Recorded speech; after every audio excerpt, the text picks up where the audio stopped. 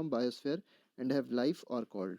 देखिए ऐसे रिसोर्स जो कि बायोस्फीयर से ऑब्टेन किए जाते हैं उनमें लाइफ होती है तो उसको कहा जाता है बायोटिक रिसोर्सेज। तो बायोटिक रिसोर्स याद रखिएगा, इनमें लाइफ होती है और साथ ही साथ ये बायोस्फीयर से ऑब्टेन किए जाते हैं।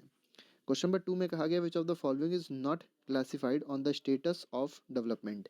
तो देखिए इनमें ऐसा कौन सा रिसोर्स है जो स्टेटस ऑफ डेवलपमेंट के स्टेटस पे जिसको क्वालिफाई मतलब क्लासिफाई नहीं किया गया है। तो पोटेंशियल रिसोर्स सही है, डेवलप्ड रिसोर्स भी होता है, रिजर्व रिसोर्स भी होता है। रिन्यूएबल रिसोर्स जो है वो डेवलपमेंटल स्टेटस के हिसाब से इसको क्लासिफाई नहीं किया जाता, तो इसमें ऑप्शन नंबर डी सही हो जाएगा। क्वेश्चन नंबर 3 में कहा गया individuals, community, national and international resources are classified on the basis of. तो देखिए यहाँ पे कुछ टाइप के रिसोर्सेज दिए गए हैं, जैसे इंडिविजुअल रिसोर्स है, कम्युनिटी रिसोर्स है, नेशनल रिसोर्स है और इंटरनेशनल रिसोर्स है। तो ये किस बेसिस पे क्लासीफाई किए गए हैं ये आपको बताना है। तो ये क्लासीफाई किए गए on the basis of ownership. ठीक है। नेक्स्ट इज क्वेश्चन नंबर 4, इसमें कहा गया the ocean resources beyond 200 nautical miles. तो देखिए ऐसे रिसोर्सेज जो 200 नॉटिकल माइल के बाहर हैं, बियॉन्ड मतलब उसके बाहर है, तो उनको क्या कहा जाएगा, ऐसे रिसोर्सेज को क्या कहा जाता है। तो इनको कहा जाता है एक्सक्लूसिव इकोनॉमिक जोन, मतलब EEZ, exclusive economic zone. Next पे आते हैं, क्वेश्चन नंबर 5 देखते हैं। क्वेश्चन नंबर 5 में कहा गया the territorial water that extends up to 12 nautical miles from base of a coastal country is recognised by dash on law of sea. ठीक है। तो देखिए जो टेरिटोरियल वाटर है और साथ ही साथ कितने नॉटिकल माइल के अंदर, 12 नॉटिकल माइल के अंदर जो भी टेरिटोरियल वाटर है, ठीक है, from the base of coastal country, जो भी कोस्टल कंट्री है उसका जो भी बेस है उससे देखा जाएगा। तो किससे वो रिकॉग्नाइज किया गया है ये आपको बताना है। तो इसको रिकॉग्नाइज किया जाता है united nation convention on law of sea से। ठीक है। नेक्स्ट क्वेश्चन, क्वेश्चन नंबर 6 देखते हैं। इसमें कहा गया विच of the following is essential for sustainable existence of all forms of life. तो देखिए सस्टेनेबल एग्जिस्टेंस जो है सभी फॉर्म्स ऑफ लाइफ के लिए, उसके लिए कौन सी बात यहाँ पर एसेंशियल है ये आपको बताना है। तो उसके लिए एसेंशियल होता है रिसोर्स प्लानिंग। ठीक है, तो उसमें ए ऑप्शन सही हो जाएगा। नेक्स्ट क्वेश्चन, क्वेश्चन नंबर 7 है area sown more than once in an agricultural year plus net sown area is known as. तो देखिए एरिया जो कि बोया जाता है एक साल में, ठीक है, more than once a year मतलब एक साल में एक बार से ज़्यादा बोया जाएगा। ठीक है। और साथ ही साथ उसमें एक और चीज़ इंक्लूड कर दी गई है, नेट सोन एरिया भी इंक्लूड कर दिया गया है। तो उसको क्या कहा जाएगा, तो उसको कहा जाता है ग्रॉस क्रॉप्ड एरिया। ठीक है, तो इसका आंसर है gross cropped area. Next is question number 8. Which state among the northeastern state has been fully surveyed for its land use? ठीक है, तो फुल्ली सर्वे हो चुका है लैंड यूज़ के लिए। ऐसा कौन सा नॉर्थ ईस्टर्न स्टेट है आपको बताना है, तो ये है असम। नेक्स्ट क्वेश्चन पे आते हैं, क्वेश्चन नंबर 9 है which of the following soil is most common in piedmont plains such as Duar, Chos and Terai. ठीक है, तो इसमें जो भी सॉइल बहुत ज़्यादा ये देखा जाए मोर बहुत ज़्यादा कॉमन है वो बताना है कौन सा ऐसा सॉइल है। तो ये है alluvial soil. Next, which soil is also known as regur soil. तो रिगर सॉइल किसको कहा जाता है, तो ब्लैक सॉइल को कहा जाता है। कॉटन कल्टीवेशन के लिए बहुत ज़्यादा अच्छा होता है। क्वेश्चन नंबर 11 अब देखेंगे।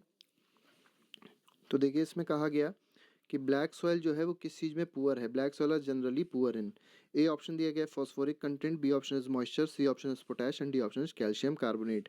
तो इसका आंसर है फॉस्फोरिक कंटेंट। तो फॉस्फोरिक कंटेंट जो होता है ये इसमें बहुत ही कम पाया जाता है।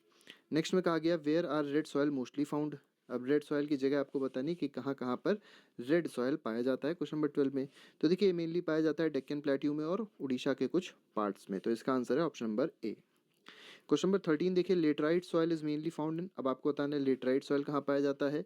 तो ये सदर्न साउथ के जो स्टेट्स हैं उसमें लेटराइट सॉइल पाया जाता है। तो इसका आंसर हो जाएगा option number A. Question number 14 कहा गया the lower horizons of the arid soil is occupied by kankar due to increasing dash. देखिए जो लोअर होराइजन होते हैं एरिड सॉइल के उसमें क्या होता है, कंकर होते हैं। ठीक है, वो किस वजह से होते हैं, किस कंटेंट के इंक्रीज होने की वजह से हो जाते हैं। तो ये है option number A, that is calcium content के इंक्रीज होने की वजह से ऐसा होता है। क्वेश्चन नंबर 15 में कहा गया in the snow covered areas of Himalayas which of the following soil experiences denudation and is acidic in nature with humus content. देखिए स्नो कवर्ड एरियाज की बात करी गई है जो कि हिमालयाज में है। ठीक है, और पूछा गया कौन सा ऐसा सॉइल है जो डिनडेशन मतलब इरोजन मतलब उसमें इरोजन होता है और साथ ही साथ वो एसिडिक नेचर होता है और ह्यूमस कंटेंट भी उसमें प्रेजेंट होता है। तो ऐसा कौन से सॉइल में होगा, तो ऐसा होगा फॉरेस्ट सॉइल में। तो इसका आंसर है option number D. Next question, question number 16 देखेंगे। 16 में कहा गया dash soils are generally sandy in texture and saline in nature. तो देखिए सैंडी है टेक्सचर में और सलाइन है नेचर में, ये कौन से सॉइल की प्रॉपर्टी होती है? तो ये है एरिड सॉइल की प्रॉपर्टी। ठीक है, तो इसमें बी ऑप्शन सही हो जाएगा। क्वेश्चन नंबर 17 में कहा गया the land becomes unfit for cultivation is known as.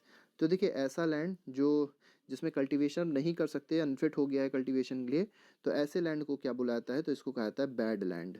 ठीक है, नेक्स्ट क्वेश्चन पे आते हैं। Next question is question number 18। इसमें कहा गया the running water cuts through the clayey soil and makes deep channel known as dash. ठीक है, तो जो रनिंग वाटर है वो क्या करता है? वो कट करता है किसको? क्लेई सॉइल को, और कई डीप चैनल्स बना देता है। तो इसको कहा क्या जाएगा? तो इसको कहा जाता है गलीज। ठीक है, तो एक गली का स्टेटमेंट है, ये कह सकते हैं गली की डेफिनेशन है। नेक्स्ट पे आते हैं, क्वेश्चन नंबर 19 देखते हैं।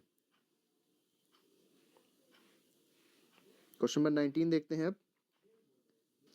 क्वेश्चन नंबर 19 में देखिए क्या कहा गया, identify the correct reason for formation of gullies in bad land. देखिए जो गली का फॉर्मेशन बैड लैंड में होता है उसके पीछे रीजन क्या होता है, क्वेश्चन में ये पूछा गया है। तो रीजन है formed when ploughing is done in a wrong way. तो देखिए जब प्लॉइंग होती है गलत तरीके से, तब जो गली फॉर्म होती है वो बैड लैंड में फॉर्म हो जाती है। ठीक है, तो नेक्स्ट क्वेश्चन देखेंगे। क्वेश्चन नंबर 20 में क्या कहा गया, dash is a strip cropping. अब आपको बताना है इसमें से स्ट्रिप क्रॉपिंग क्या है। ठीक है, स्ट्रिप क्रॉपिंग की प्रॉपर्टी मेनली आपको बतानी है कि व्हाट इज स्ट्रिप क्रॉपिंग।